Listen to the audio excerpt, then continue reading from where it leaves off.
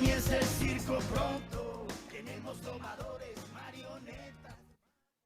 Bienvenidos a Son Cubano, un programa del Consejo para la Transición Democrática en Cuba, un espacio de información y reflexión sobre el pasado, presente y futuro de la isla. Del fracaso, regalando una sonrisa y vendiendo abrazos, vengan para hacernos una foto.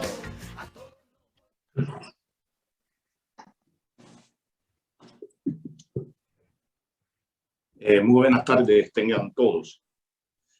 Ahora le daremos la palabra a Iris Ruiz, actriz cubana, miembro del Consejo para la Transición Democrática en Cuba y del Movimiento San Isidro. Buenas tardes. Patria y vida es el reto, la marca y el futuro. Es la definición del año 2022. El cambio de año es siempre una fecha sumamente especial para el mundo entero. El inicio de un nuevo año nos invita a hacer una reflexión sobre en qué podemos mejorar. Es pues el final de año, tiempo de renacer en el seno familiar y nacional con actitudes de generosidad, de amor y de paz. Probablemente algo de esta emoción de regeneración caló en el espíritu de la nación cubana aquel 1 de enero de 1959, que quedó anulado con el paso del tiempo. La ilusión acabó en decepción. Ha pasado más de medio siglo y termina el año en que pusimos a la dictadura en jaque 2 veces. El 11 de julio, cuando salimos a la calle, y el 15 de noviembre, aunque no saliéramos. El mensaje claro de cambio político, de libertad, de concordia del pueblo cubano ha resonado con fuerza en el mundo entero. Somos deudores de nuestros presos políticos, de los disidentes, del proyecto Varela, de los balseros, de las damas de blanco, de Fantu, de la UNPACU, del movimiento San Isidro, del 27N, del plantón en la calle de Obispo, de los manifestantes del 11DJ, de los que hubieran salido el 15 de noviembre y no tuvieron la opción. Deudores también del exilio que como nunca antes se levantó desde sus raíces a favor de su patria. El Consejo para la Transición Democrática en Cuba es un organismo estructurado de organizaciones y plataformas que desde la diversidad y la pluralidad delibera, organiza, impulsa proyectos, programas e iniciativas, articulando acción y pensamiento y centrados en la ciudadanía. Trabajamos así en los más diversos ámbitos de la sociedad cubana para lograr la transición democrática y el establecimiento del Estado de Derecho en Cuba. La crisis nos abate como nación y como ciudadanos sin libertad y democracia. A la violencia ejercida contra el pueblo, nosotros, los cubanos, la sociedad, los artistas, los comunicadores, le hemos arrebatado al Estado totalitario el poder simbólico y la iniciativa estratégica hasta ahora monopolizada por el poder. Patria y vida ha resonado en todos los confines del universo y nos invita a continuar la marcha por la libertad de Cuba, por la democracia, por la tolerancia y por la reconstrucción de nuestra nación. Se agotó el tiempo para un sistema cuyos gobernantes, traspasando las líneas rojas al declarar la guerra a su propio pueblo, parecen sufrir una enajenación transitoria. Ya no poseen la facultad de comprender el alcance de su accionar y ni siquiera tienen ya la capacidad de dirigir correctamente su conducta. Nazcamos a una nueva vida. Patria y vida es el reto, la marca y el futuro. Es la definición del año 2022. Muchas gracias.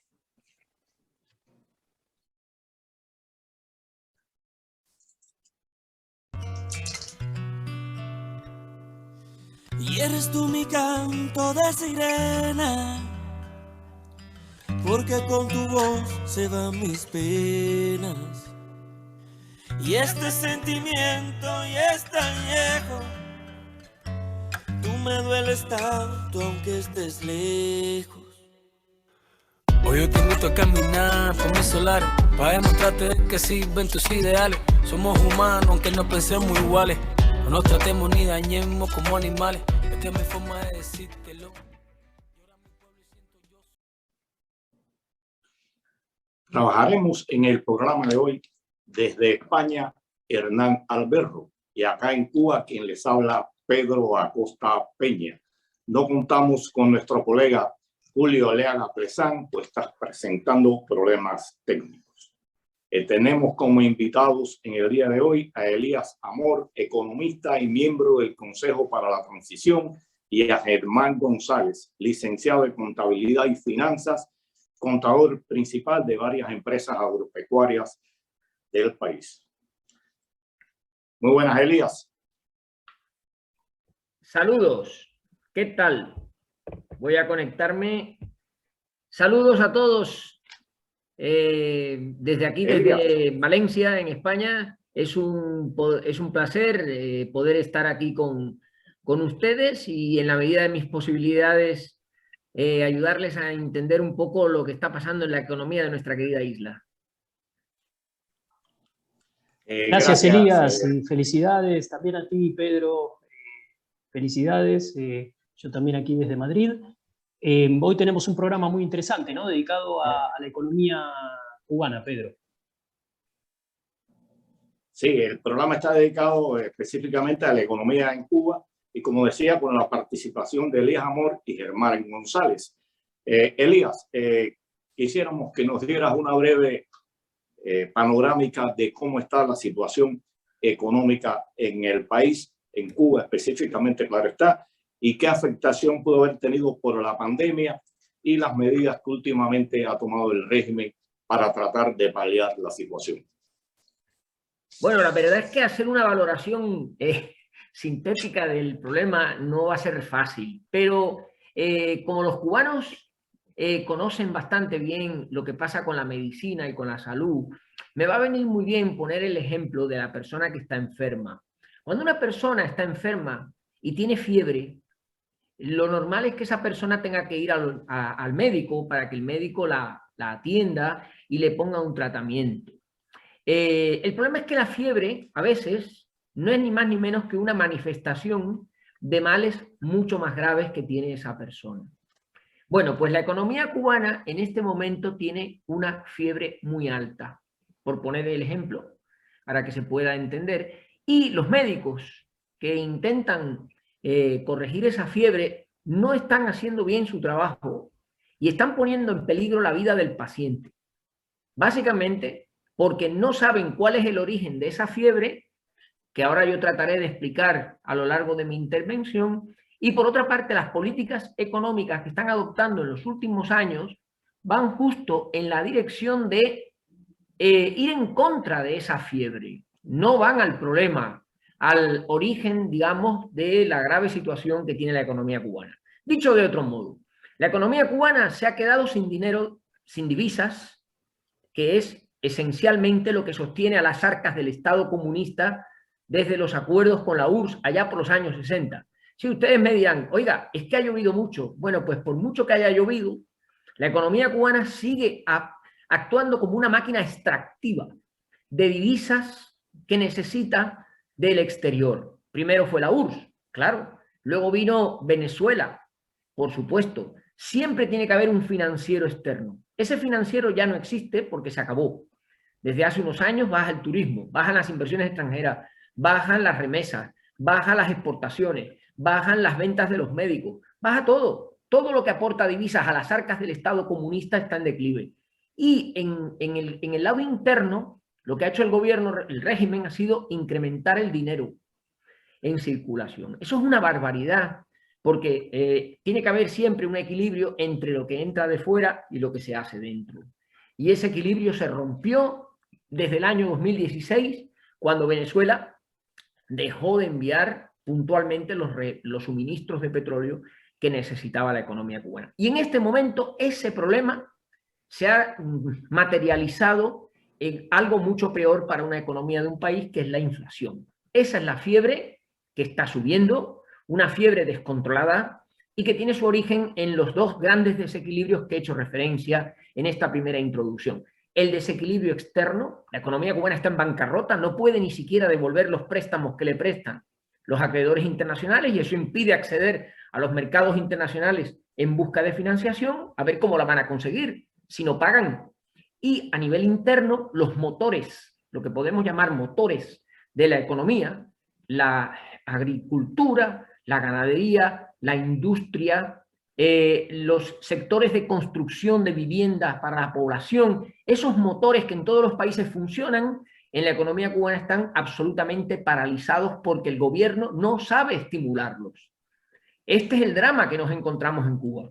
Y por eso falta comida, y por eso falta todo tipo de productos, y por eso hay que recurrir a la moneda libremente convertible, que también hablaremos de ello. Yo creo que con esta primera entrada he dibujado el aspecto realmente grave de la situación de la economía cubana y por qué las autoridades no están haciendo lo correcto para resolverlo. Bien, Elías, ahora vamos a darle participación a Germán González.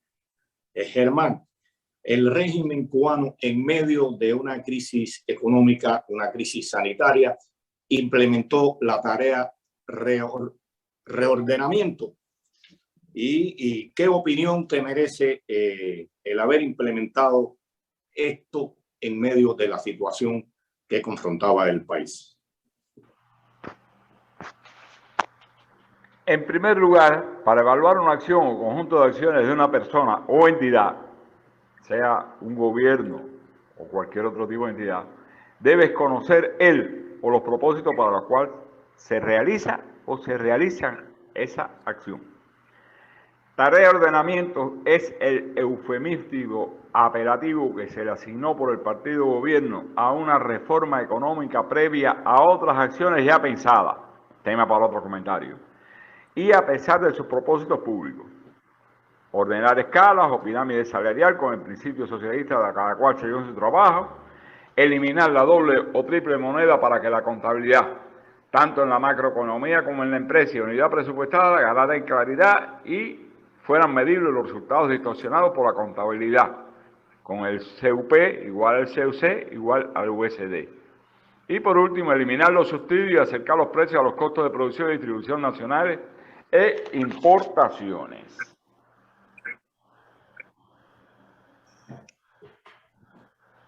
Estos y otros son los propósitos confesos en un breve resumen, cuyo cumplimiento no es tema para otro comentario.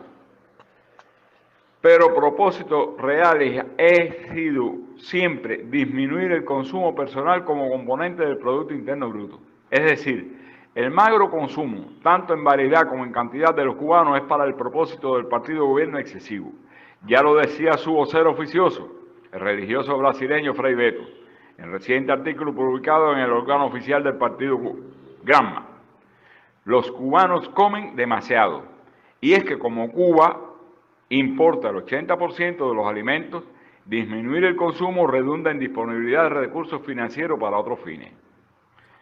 Personalmente realicé los cálculos a partir de los datos sobre salarios y pensiones, precios y tarifas a implantar desde el 1 de enero del año 2021.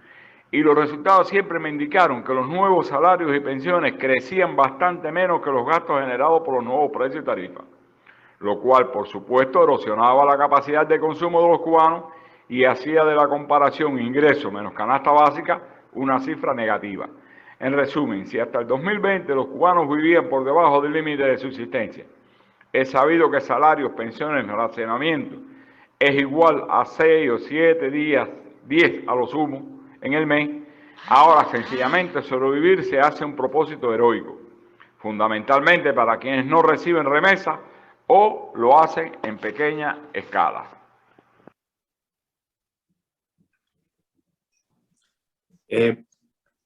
Bien, Germán, estate al tanto que a partir de lo que tú nos has dicho tengo otra pregunta para ti, pero bueno, quisiera oír el criterio de Elías sobre la tarea de reordenamiento en el momento en que se implementó.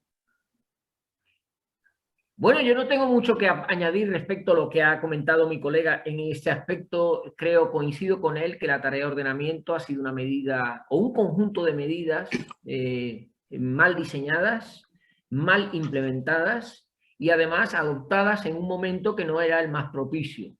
El año 20 se caracterizó precisamente por la grave pandemia que tuvo la economía mundial, provocada por el COVID-19, y en el año 21, que fue cuando entró en vigor la tarea de ordenamiento, los países estaban ya adoptando políticas para poder salir en forma de rebote de la gran crisis económica que se había producido por el parón de la economía mundial en el 20. Y justo en ese momento es cuando los comunistas cubanos lanzan la tarea de ordenamiento, básicamente por un motivo. La tarea de ordenamiento tiene un trasfondo político muy importante, que era que había que llevar los deberes hechos al Congreso del Partido Comunista del mes de mayo. Esa era una condición sine qua non, hasta el punto de que la misma tarea de ordenamiento en sí se aceleró de una manera espectacular desde el mes de agosto del año 20 y la presentaron en rueda de prensa a Raúl Castro y Díaz-Canel en el mes de diciembre, un día antes de que se publicaran aquellas 1000 y pico páginas que se publicaron en la Gaceta Oficial, que eso había una cantidad de datos y de números que era incomestible por parte de las empresas estatales cubanas y por el sector presupuestario. Dicho esto, ese conjunto de medidas no tenía mucho sentido y la demostración más clara ha sido las consecuencias que ha tenido. La consecuencia más grave de la tarea de ordenamiento ha sido que los desequilibrios a los que yo hacía referencia antes de la economía cubana se han magnificado y han traído consigo un fenómeno nuevo en la economía cubana de una magnitud desconocida desde hace muchos años, que es la inflación. En el año 20 la economía cubana acabó el año con una inflación del 18,5 según la ONEI, la Oficina Nacional de Estadística. Este año va a acabar con un 70%, que es la tasa de variación interanual de precios al consumo más elevada del conjunto de países de América Latina, a nivel de Venezuela. Son los dos países en donde más se ha visto cómo el sistema social comunista fracasa. Y ahí está el problema, en el empeño de las autoridades de resolver una crisis utilizando los resortes del modelo social comunista, que es un modelo que está agotado, que es obsoleto y que no da respuesta a los cubanos. Y por eso es por lo que ha fracasado la tarea de ordenamiento. La tarea de ordenamiento podía haber tenido éxito si antes de implementarse se hubieran adoptado una serie de medidas que eran fundamentales para liberalizar los mercados y devolver a los cubanos el poder, empoderarlos para que tomen decisiones económicas basadas en cálculos racionales de costes y beneficios esperados. Y como eso no se hizo, pues ahí está el problema. Yo creo que al final la tarea de ordenamiento no vamos a hablar ya mucho más de ella. Las autoridades han corrido un tupido velo. A Marino Murillo lo mandaron a una empresa tabaquera en un puesto fabuloso después de haber sido, yo creo que el responsable de pergeñar todo este desastre. Alejandro Gil ni siquiera habla de la tarea de ordenamiento. A mí me dicen que no está de acuerdo con la implementación y por tanto yo creo que va a desaparecer de la misma forma que un virus desaparece. Se deja de hablar de ello y se acabó. Porque al final lo que ha hecho ha sido hacer que los cubanos pierdan un año en recuperar, en salir de la grave pandemia provocada en el año 20 por el COVID y además creando ahora unos problemas que no se saben arreglar porque faltan esas reformas estructurales que yo considero que son esenciales para que la economía cubana salga del agujero, del círculo vicioso en el que se encuentra. Ahora, si me permites, a mí me surge una pregunta ahí, porque no lo he escuchado, básicamente, que tiene que ver con el turismo. Evidentemente, una de las industrias más golpeadas, todas compiten entre sí, pero una de las más golpeadas en producto de esta pandemia ha sido el turismo. Y países que viven fuertemente el turismo, hoy es el segundo, bueno, en su momento era el segundo o tercer ingreso económico de Cuba.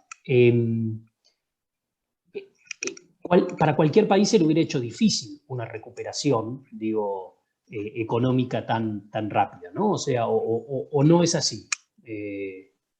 No, Hernán. Mira, comparando el caso que lo he estudiado yo, he publicado hace poco un análisis comparativo de República Dominicana y Cuba.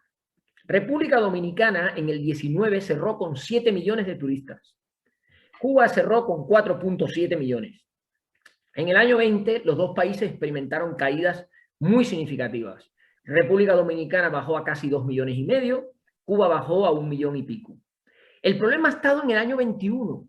En el año 21, República Dominicana ha vuelto a subir hasta los 5,5 millones de turistas. Ha tenido una campaña de verano fabulosa y ahora va a tener una campaña invernal extraordinaria. Y Cuba va a tener este año poco más de 500,000 de turistas. O sea, es un derrumbe total y absoluto. Y la razón es que la política turística que se sigue en Cuba no rige de acuerdo con los marcos internacionales de esta actividad. Es una política dirigida por un consorcio económico y militar y de seguridad del Estado, que es un monopolio que interviene en las decisiones del sector y que deja para la actividad privada los restos de lo que podríamos denominar de la actividad económica, y la parte importante se la lleva ese consorcio mediante acuerdos con empresas hoteleras extranjeras que lo que hacen es gestionar los edificios que son del Estado y que por tanto el Estado comunista se reserva la acción de oro. Eso no es un modelo para el turismo en el siglo XXI. En la República Dominicana el modelo turístico es un modelo de Estado, que es muy diferente. Significa que el sector privado, que es el dueño de las instalaciones hoteleras, de los activos y de la actividad económica, tiene un apoyo total del gobierno y del Estado para desarrollar políticas de promoción turística, de lanzamiento hacia los nuevos mercados, de crear condiciones de paz y de tranquilidad para que los turistas vengan a disfrutar de las joyas que tiene la República Dominicana, y desde luego tiene un performance, un know-how y un nivel de prestación de calidad que no tiene Cuba. Y esta es la realidad, no nos engañemos. Y por eso es por lo que no se puede ni siquiera intentar llegar a los niveles de la República Dominicana. ¿Sabes cuál es la dificultad de Cuba? La dificultad de Cuba es que el sistema comunista cubano en los años 90, en pleno periodo especial, creó el turismo con una sola finalidad: tener un instrumento de recaudación de divisas de fuera del país para introducirlos en la economía. El turismo en Cuba no es un sector económico que los economistas le llamamos con efecto tractor sobre la economía, porque es un conjunto de actividad que lo único que hace es llenar las arcas del Estado comunista de divisas, y luego ellos ese dinero lo destinan a lo que son sus aventuras y sus cosas. Y esta es la gran diferencia con la República Dominicana, en donde el beneficio, la riqueza y la generación de actividad económica va a manos privadas que lo que hacen es reinvertir en negocios, en actividad económica, en más empleo. Y en Cuba no. La demostración más clara es que, por ejemplo, la inversión extranjera en turismo en Cuba es del orden de la 8ª partida en el conjunto de la inversión extranjera que llegó a Cuba en el año 21. En la República Dominicana es la 2ª. Es decir, la República Dominicana tiene una mayor capacidad para atraer capital extranjero hacia el turismo que Cuba y que muchos otros países, lógicamente, de la zona del Caribe. Y ahí está la diferencia. O sea, es que no se puede comparar. Cuba está intentando competir en los mercados turísticos internacionales desde una posición absolutamente errónea en el diseño de la política turística. Gracias. Bien, yo sé que ya la tarea de razonamiento había dejado de funcionar, pero hay una pregunta que me salta y le salta a muchos. La inflación en Cuba está alrededor de 7.000%, es increíble. Y sin embargo, el señor Marino Murillo dijo que quién se iba a imaginar que iba a suceder tal cosa. ¿Crees tú o creen ustedes, esa pregunta va dirigida a ustedes dos, a Germán y a ti, Elías, crees que una gente que se precia de conocer la realidad cubana, que se consideran capaces, pudiera estar ajeno a que esto iba a suceder? Bueno, pues... Bueno. Si hace falta, intervengo yo primero, si no, le cedo la palabra a Germán, como que ustedes quieran. Yo la respuesta te la digo muy rápido. El problema fundamental de la inflación en Cuba es lo que ocurre cuando se aplican políticas de base social comunista a una economía que ya está teniendo una cierta capacidad de flexibilidad en un determinado sector.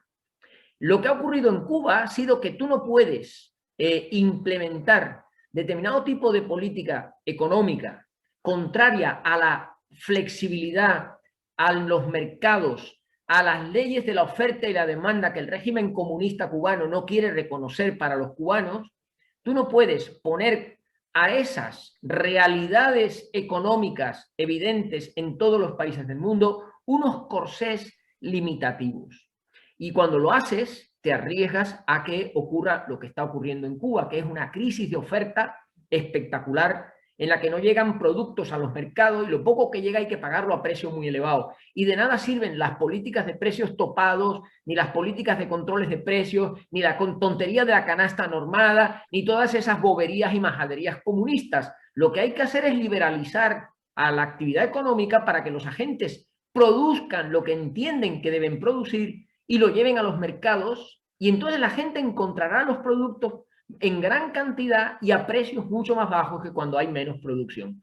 Ese es el gran problema y eso hay que arreglarlo con reformas estructurales. Bien, vamos a darle la palabra ahora a Germán. Germán no está participando directamente. Con respecto a la inflación, que se ha ido de las manos del partido de gobierno y de su conocimiento no por parte de los especialistas de la burocracia estatal partidista. Para comenzar hay que conocer cómo se realiza en Cuba cualquier tarea, es decir, el make-off del filme. Primero se llega al objetivo general por parte de la cúpula gobernante, es decir, Buró Político del partido, Consejo de Estado, donde los nombres se solapan, son casi los mismos. Luego se nombra una comisión y las subcomisiones que se consideren necesarias, y luego comienza el trabajo propiamente dicho y las reuniones sucesivas de la comisión y otros funcionarios que se considere conveniente con la cúpula. En esas reuniones se revisa lo hecho, se rechaza lo políticamente inaceptable, que es cualquier cosa que ponga en peligro la permanencia en el poder de esa cúpula, y ese proceso se repite hasta el infinito. Este procedimiento fue descrito con meridiana transparencia por Raúl Castro al exponer el make-off de la Constitución del 2019 y explica por qué tanto aquella como esta reforma que comentamos están llenas de incongruencias técnicas, pues no siempre los propósitos políticos pueden justificarse técnicamente, sean temas de derechos, económicos o de cualquier otro por ajena que pueda parecer a intereses de gobierno. Antes de la implantación de la tarea de ordenamiento existían las premisas para un proceso inflacionario, déficit fiscal, es decir, el balance ingreso-egreso del presupuesto con resultados negativos hasta el 18%, disminución de los ingresos en divisas por caída brusca del turismo, las misiones médicas y la remesa, las tres fuentes fundamentales de estas, ralentización de la producción nacional, sobre todo la agropecuaria, hasta llegar casi a su paralización. Se detuvo el flujo de mercancías importadas al limitarse o casi eliminarse los viajes de los llamados mulas que importan mercancías de uso popular desde cualquier lugar del mundo, los costos de la pandemia y otras causas menores. También se manifestaban los efectos de esas causas desde mediados del 2020. Incremento del dólar estadounidense hasta casi 40%, hasta casi 40 pesos por dólar. Incremento del índice de precios hasta el 18% en el segundo semestre del 2020. Agudización extrema de la escasez de productos de primera necesidad, dígase alimentos, medicinas, insumos hospitalarios y otros muchos. Todos estos fenómenos que alcanzaron su clima a mediados del 2021 ya estaban presentes, en menor o mayor medida a finales del 2020, es decir, inmediatamente antes de la implantación de la tarea de ordenamiento. Que los especialistas se hayan percatado es muy probable, pero la tarea de ordenamiento estaba aprobada desde 10 años antes. Raúl Castro se retiraba formalmente del partido de gobierno y los detalles estaban aprobados en el make-off descrito. Y por tanto, retornar a la cúpula a explicar que las condiciones para su implantación empeoraron drásticamente era acción muy por encima de las posibilidades de la burocracia y sus burócratas, si es que lo recibían en las alturas para oír sus argumentos.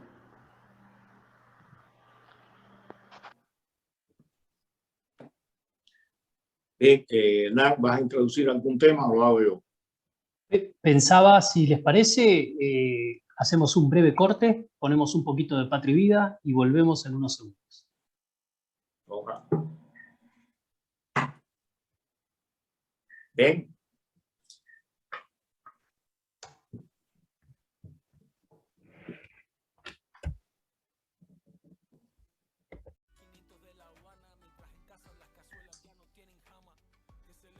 La gente anda deprisa, cambiando Che Guevara, llama al tipo la divisa.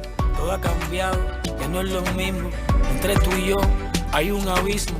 Publicidad, un paraíso, un varadero. Mientras las madres lloran por sus hijos que se fueron. Se acabó. Tu 59, lo doble. Ya se acabó. 60 años, trancado, dominó, mira. Se acabó.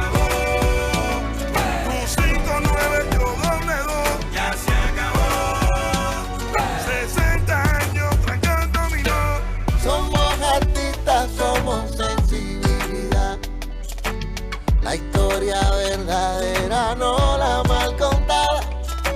Somos la dignidad de un pueblo entero pisoteada, a punta de pistola y de palabras que aún son nada. No más mentiras, mi pueblo pide libertad, no más doctrina. Ya no gritemos patria o muerte, sino patria y vida. Y empezar a construir lo que soñamos, lo que destruyeron con sus manos. Que no siga corriendo la sangre por querer pensar diferente. ¿Quién le dijo que Pedro, pensaba en precisamente Patria y Vida y lo que plantea un poco la canción que nos tuvo durante todo el año, ¿no?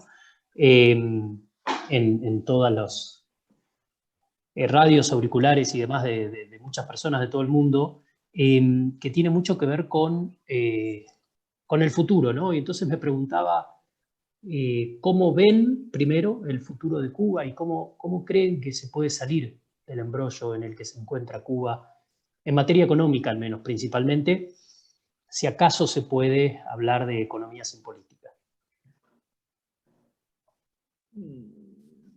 Intervengo entonces yo primero. Adelante, sí.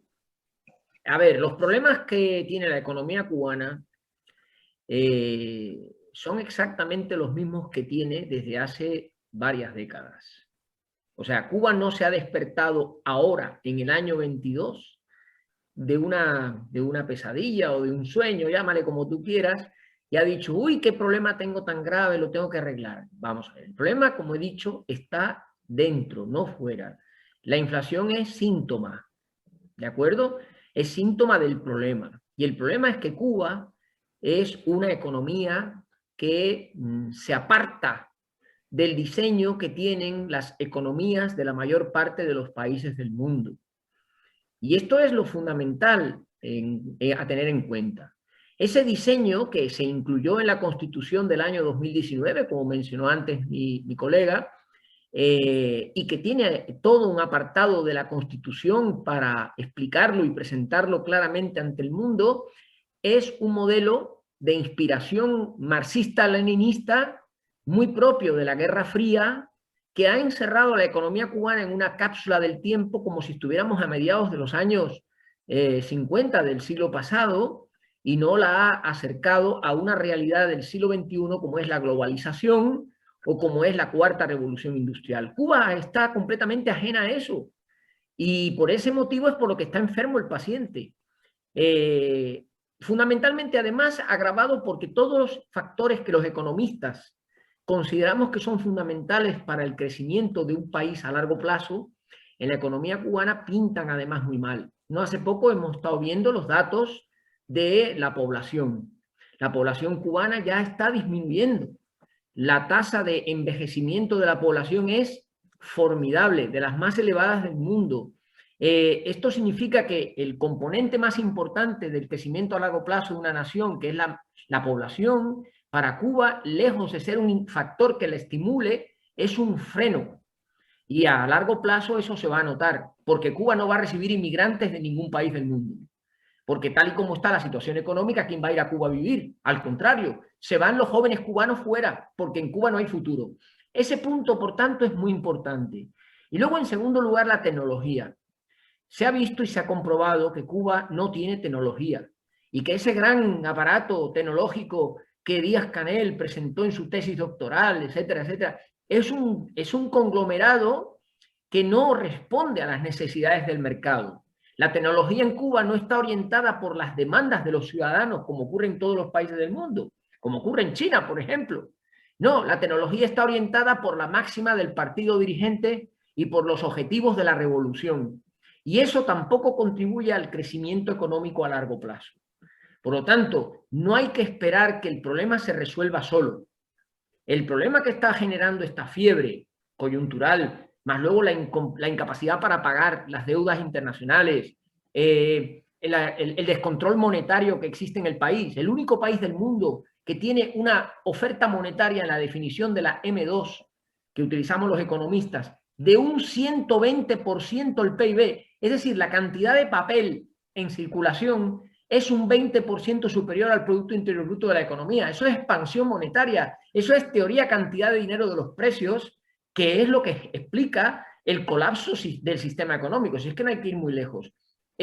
Todo eso es lo que hay que arreglar. ¿Y cómo? Con reformas. Y ya las mencioné, al principio lo dije y ahora las voy a explicar. Cuba tiene que transicionar su economía hacia un modelo basado en derechos de propiedad privada, en donde la participación del Estado en la economía, que ahora ronda el 80% del Producto Interior Bruto, los gastos del presupuesto, se tiene que sistematizar en torno a un 30%. No más, que es la media de los países de América Latina. El resto, ese 50%, hay que trasvasarlo al sector privado, para que sea el sector privado el que dirija la economía cubana sin la injerencia y la intervención estatal. Sé que es muy valiente lo que estoy proponiendo, pero es que no hay otro camino. Vietnam ya lo hizo. Vietnam, con las reformas del Doi Moi, reajustó los derechos de propiedad en la tierra. ¿Por qué no reajustamos la propiedad en la tierra para que la tierra sea del cubano que la trabaje? ¿No era ese el objetivo de la llamada reforma agraria? Me río de la reforma agraria. La reforma agraria lo que hizo fue crear mano de obra asalariada en granjas estatales que pasaron de las manos privadas a las manos estatales. Eso no es una reforma agraria. Eso lo único que generó fue Marabú en gran escala. Bueno, pues ahí hay otro campo de reforma. Y luego hay que sustituir la planificación central que lleva 63 años fracasando en sus planes, en sus objetivos, en sus medidas, etcétera, etcétera, por la ley de oferta y demanda en todas las actividades económicas de la isla. Se tiene que acabar la intervención estatal. El Estado está para funciones que los economistas sabemos que son adecuadas, como es la estabilidad del crecimiento económico, la asignación de recursos allí donde el mercado no llega y la distribución de la renta equitativa, bajo una política fiscal lo más neutra posible. La actividad del Estado es crear condiciones estables en la economía para que el sector privado llegue a lo más alto. Y Cuba es lo que tiene que hacer. Son reformas que pasarían en el curso de un lustro por una transición supervisada por organismos internacionales para evitar corrupción, en la que la propiedad privada se convertiría en el eje fundamental del funcionamiento del sistema económico y el país transicionaría hacia una economía mixta con una participación pública y privada que, por supuesto, tiene que estar en la que haya cooperación, no imposición de una sobre otra, sino cooperación. Ese modelo es el que los cubanos necesitan y yo creo que ese modelo quitaría la fiebre y ayudaría a muchas más cosas, ¿eh? Ayudaría a que hubiera más producción en los mercados, a que se acabaran las carestías, a que se acabaran las colas, a que mejorase mucho el sistema de distribución comercial, a que hubieran viviendas construidas para los cubanos, a que se programaran adecuadamente las inversiones que necesita la economía nacional para su desarrollo a medio y largo plazo. Yo creo que ese es el camino y por eso es mi propuesta.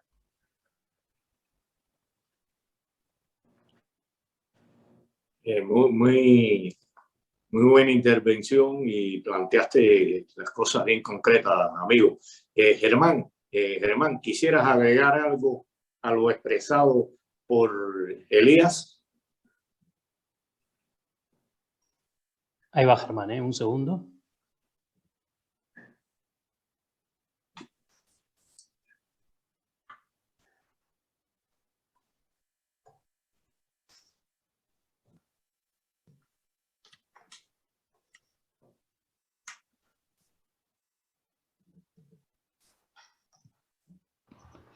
Tus dos últimas preguntas.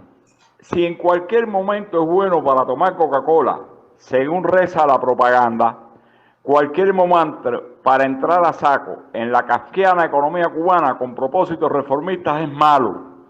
Pero no cabe duda, y acabo de justificarlo, que escogieron el peor de los últimos 30 años. La experiencia en la URSS y sus satélites, más lo ocurrido en los dos asiáticos con economía centralizada planificada donde se intentaron disímiles reformas, dice que el sistema diseñado por el camarada Stalin es irreformable. Es un carretón con las ruedas cuadradas. Si intentas moverlo, se desarma. En los primeros, el desmonte del carretón causó el desmantelamiento político. En los asiáticos lograron pasar a una economía de mercado manteniendo la dictadura de partido único y la represión e irrespeto por los derechos humanos. La tercera es la mantenida por Cuba y Corea del Norte, insostenible, aún a costa de la existencia misma de la nación. La respuesta es obvia. Para cambiar todo lo que debe ser cambiado debe comenzarse por el sistema y por el gobierno que la sostiene. Y las ventajas inmediatas de ello son motivo para otro comentario. Es decir, un gobierno que no fuera de continuidad automáticamente resolvería los problemas fundamentales del desarrollo de Cuba.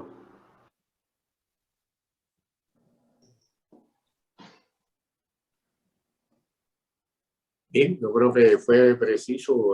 Queremos aclarar que Germán no está participando directamente porque tiene problemas técnicos y bueno, está haciéndolo a través de WhatsApp y esto tiene sus limitaciones y sus problemas. Es una de las situaciones que acontecen en nuestro país, la mala calidad de la comunicación e incluso los recursos con que cuentan algunas personas o la mayoría de las personas para acceder a una tecnología, estoy hablando de teléfono, superior. Sí, de hecho es uno de los temas que estuvimos hablando, ¿no? Que tiene que ver con las dificultades económicas, los recursos económicos y tecnológicos con los que cuentan los cubanos y con los que tienen que sobrevivir día a día. Y pensando en el planteo que ambos hicieron, me gustaría preguntarle, Elías, ¿qué modelo? Quiero decir, él habló en un momento, tú, Elías, hablabas de el caso de Vietnam. Cuando hablamos de turismo, hablamos de República Dominicana. República Dominicana tiene un eje puesto, tiene un objetivo claro, como tú decías, puesto en el turismo, como uno de sus principales ingresos y como uno de sus principales focos de inversión. Vietnam, con el producto de la tierra, es similar. Uno podría pensar en otros modelos, digo, Japón o incluso China, con algunas cuestiones tecnológicas y demás. Entonces, mi pregunta es, ¿hacia dónde debiera rumbiarse esa economía? ¿Debería ser algo laissez-faire, que el mercado decida? ¿Debería ser algo más establecerse una política, decir, bueno, que el mercado decida, pero desde el Estado vamos a propiciar o vamos a facilitar, digamos, el desarrollo de tal y cual industria o tal y cual sector, digamos, y en tal caso, ¿cuáles, no? Bueno, la pregunta es muy interesante y yo creo que va en línea con un poco lo que ya mencioné anteriormente. Tú fíjate que los documentos que tienen los comunistas en este momento para programar el futuro de la economía cubana, como ese plan de desarrollo del año 2030 o la estrategia, son documentos que redactaron antes de que se produjeran los últimos acontecimientos del COVID. Son documentos que en su mayoría tienen casi 10 años de viejos. Son documentos obsoletos que no responden a la realidad del tiempo que nos toca vivir. Y yo creo que el Partido Comunista Cubano va detrás de los acontecimientos. Yo creo que es un partido que ha demostrado a lo largo de la historia que apostó por un modelo económico que le venía muy bien, que era recibir la ayuda del camarada soviético, y esa ayuda pues luego la destinaban a sus campañitas militares y a sus guerrillas y a sus historias, dejándole al pueblo cubano lo menos posible para que el pueblo cubano se encontrase sometido al poder del Estado. Ese modelo fracasó, ese modelo ya fracasó. Y yo no voy a entrar en si hay que hacerlo antes o después, o si se tiene que hacer con un gobierno o con otro. No, simplemente hay que entrar en la racionalidad económica. Y la racionalidad económica es darse cuenta de que ese sistema no funciona de ninguna forma. Y quizá copiar lo que hacen los dominicanos en materia de turismo, o copiar lo que hacen los costarricenses en materia de I+D, o copiar lo que hacen los vietnamitas en materia agropecuario, tampoco sea la solución. Porque es que Cuba, a pesar de que ha sido deformada por la ideología marxista-leninista en estos 63 años, Cuba tenía historia antes del año 59.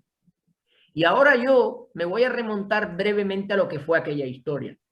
Aquella historia se llamaba, de alguna manera, azúcar, que era la actividad económica más importante de la nación, un producto que en el siglo XXI sigue siendo una commodity estratégica, que si Cuba produjera azúcar podría obtener ingresos muy importantes en la economía mundial. De hecho, yo sigo los mercados del azúcar y los mercados del azúcar tienen unos precios formidables porque Cuba dejó de entrar en ese mercado. Desde que a Fidel Castro se le ocurrió acabar con el sector azucarero a comienzos de este siglo. Pero sí es que todas las decisiones que han tomado los comunistas van en contra de la realidad y de la racionalidad económica en Cuba. Por lo tanto, ahí, por ejemplo, habría un anclaje histórico con aquella Cuba de antes de 1959. Y luego hay, claro, volver a aquello es imposible, porque viajar en el tiempo no es fácil. Pero Cuba tiene mucho que hacer. Y lo primero que hay que hacer es poner en funcionamiento los motores internos de la economía, que no se han trabajado, porque como expliqué en la primera intervención mía, el gobierno comunista siempre ha tenido mucho más interés en divisas, en obtener divisas y fondos del exterior, que en generar riqueza en la economía cubana. La economía cubana hay que generar riqueza. El enriquecimiento tiene que ser aceptado por el régimen. El hacerse uno rico no es malo, es bueno. No hay que considerar que la especulación es una actividad negativa. La especulación es una actividad encaminada a obtener precios que retribuyan al inversor. Y en ese sentido, el mercado libremente decide quién debe vender y quién no. Cuando tú vendes a precios muy altos, la gente no te compra. Cuando vendes a precios competitivos, la gente te compra. No es el gobierno el que tiene que topar los precios. No tiene que haber un ministerio de finanzas y precios. Eso es una aberración económica. El mercado asigna vía oferta y demanda los recursos y establece los precios de equilibrio sin necesidad de una ministra como la señora Bolaños. Si es que el sistema en sí está absolutamente destruido, obsoleto y caduco. Y por tanto, Cuba tiene que elegir su futuro. Y cuando digo Cuba tiene que elegir su futuro, no digo el gobierno de Cuba, Hernán. Estoy diciendo que son los actores económicos privados que deben ser los que dirijan la economía cubana mediante las correspondientes reformas para que la propiedad privada sea la principal fuente de generación de actividad económica en Cuba. Cuando eso esté consolidado y debidamente reconocido jurídicamente y protegido por el Estado, en ese momento la economía cubana volverá de nuevo a crecer. Yo tengo muchísima confianza en el carácter de los cubanos. Llevo 60 años, 50, viviendo en España. He visto llegar a varias generaciones de cubanos, algunas ya desaparecer, y siempre me he sentido muy orgulloso de lo que los cubanos han hecho aquí en España cuando han salido de la cárcel castrista. Han llegado a España y han sido capaces de desarrollar empresas, negocios, actividades económicas. Son gente creativa, han creado periódicos, han creado cualquier tipo de actividad que uno se pueda imaginar, con historias de éxito, también de fracaso, porque al final no todo va a ser bonito. Pero yo tengo una enorme confianza en que los cubanos encuentren ese camino cuando dejen al Estado limitado a esa actividad que el Estado tiene que tener en un país. No tiene por qué ser una intervención estatal de la economía lo que rija el futuro de la vida de los cubanos. Y yo no sé si tiene que ser con este gobierno, con otro, con el que... No lo sé. Esa es una cuestión que podemos dedicar para un próximo programa. Pero lo que no cabe duda es que esas reformas hay que hacerlas cuanto antes porque Cuba va a estallar. Y la situación cada vez es peor.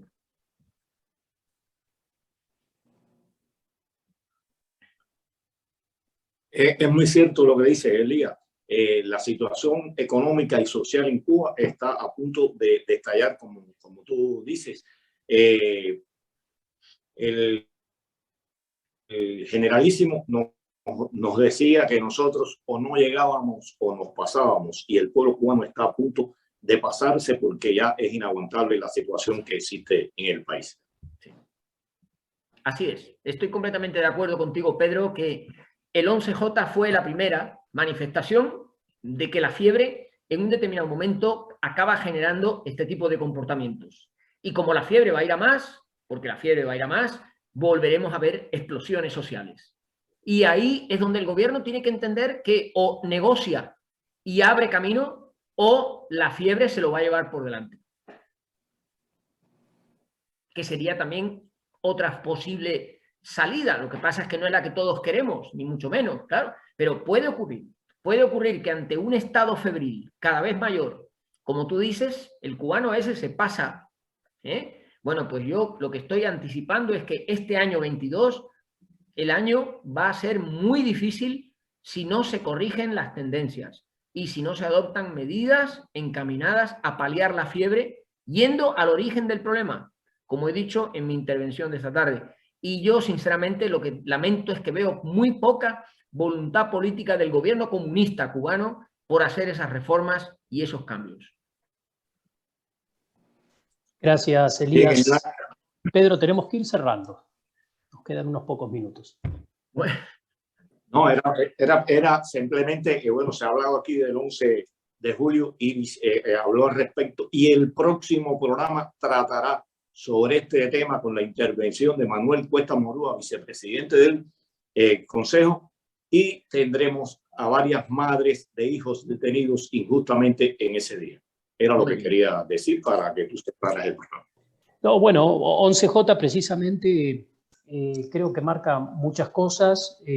Como decía Elías, es claramente un síntoma de una situación que ya no se hace sostenible. Es una muestra clara de que se acabó el miedo también, y que está claro que las armas las tiene el Estado, solamente el Estado, y que va a poder prevenir seguramente la generación de algún otro 11J, pero no va a poder prevenir la de todos los 11Js.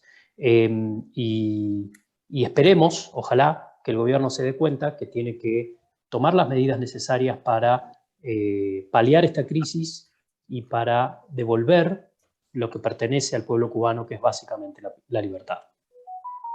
Y si me permites un minuto nada más, yo quiero añadir algo a mis compatriotas, a los que nos están viendo desde Cuba.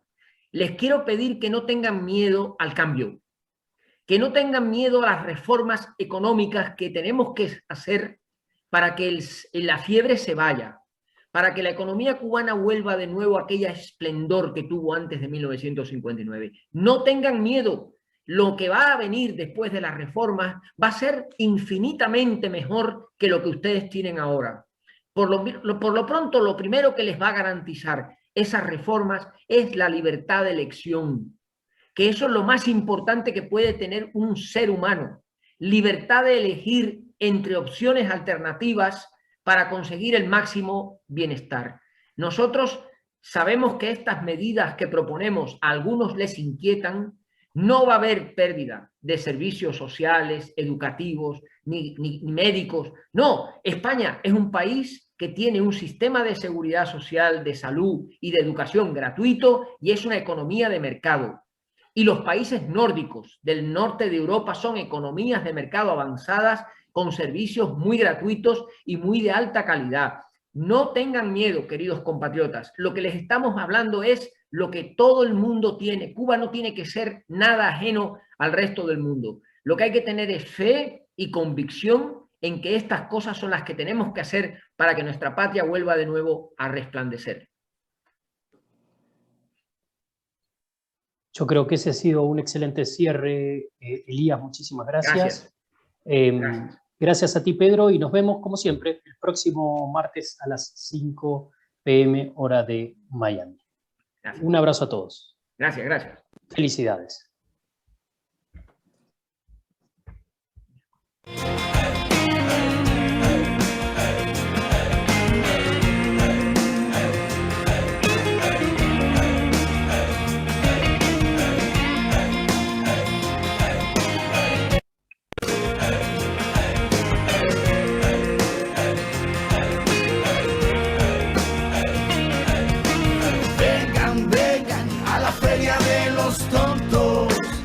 Comienza el circo pronto, tenemos domadores, marionetas, magos y